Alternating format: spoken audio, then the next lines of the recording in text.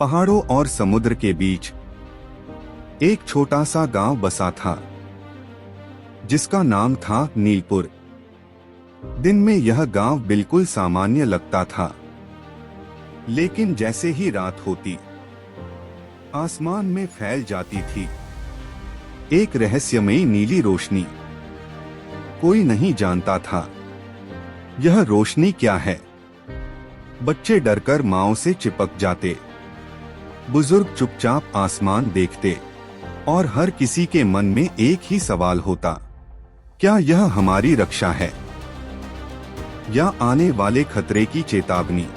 इसी गांव में रहता था एक छोटा सा बच्चा, नाम था आरव।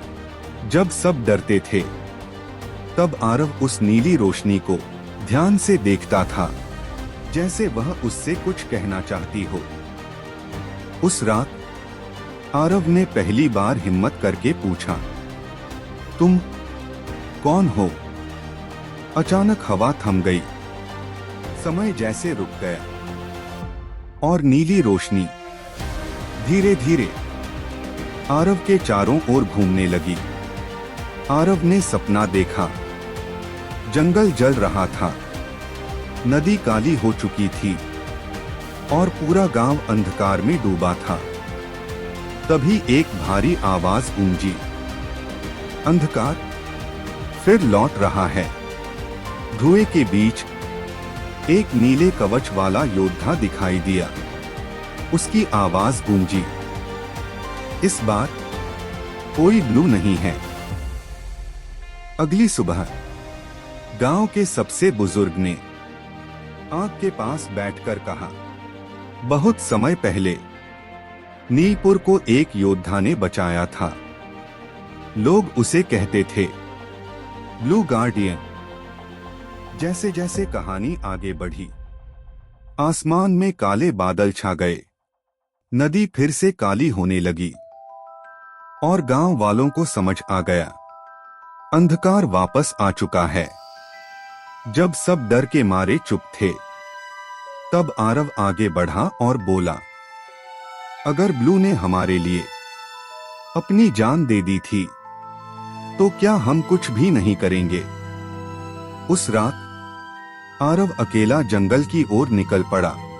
पेड़ फुसफुसा रहे थे, क्या तुम डरते हो? आरव बोला, हाँ, लेकिन मैं रुकूंगा नहीं।